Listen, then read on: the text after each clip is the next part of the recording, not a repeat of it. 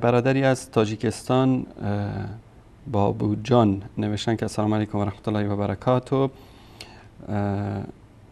آیا درست هست که شیعه صیغه رو با زن شوهردار اجازت دادند و لمس یا کودک شیرخوار رو هم صیغه با کودک شیرخوار و لمس او رو با شهوت جایز میدونن؟ این پیام این برادرمون است که با حروف انگلیسی نوشتن، چون بیشتر عزیزان تاجیک متاسفانه نمیتونن با الفبای فارسی بنویسند. بله، متاسفانه ما بارها در این برنامه ها نشون دادیم که در این دین خودساخته شما هر چی که در قوطی عطار پیدا نمیشه شما میتونید در این مذهب پیدا بکنید. این کتاب است، مستدرک الوسائل، کتاب نکاح از طبرسی، صفحه 458. اینجا یک بابی زده. در اینجا میگه شیخ مفید در رساله متعه خودش میگه که از ابان ابن تغرب از ابی عبدالله امام جعفر صادق که فی مرحله الحسنا طرف الطریق، یک زن زیبایی رو در راه میبینی، ولا یعرف ان تکون ذات بعل او عائره، تو نمیدونی که این فاحشه هست یا شوهردار است.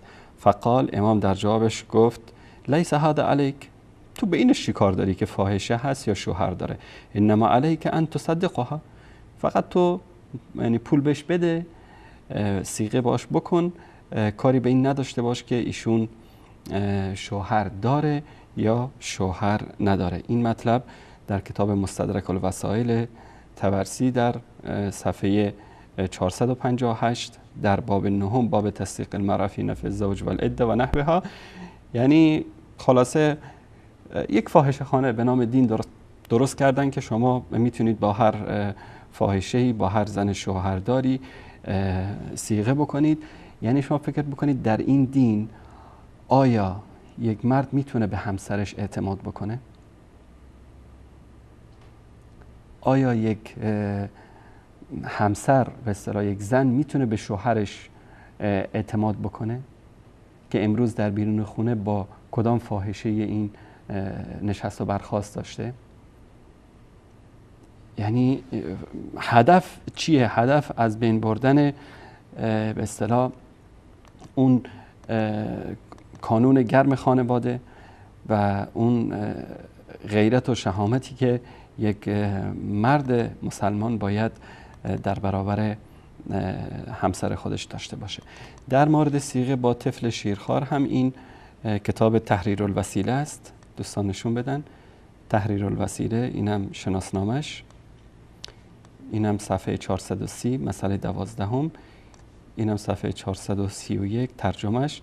نزدیک با زوجه قبل از تمام شدن 9 سال جایز نیست، نکاحش دائمی باشد یا منقطع و اما سایر لذت ها مانند لمس نمودن با شهوت، با بغل گرفتن و تفخیذ او حتی در شیرخوار هم اشکالی ندارد. این فتوای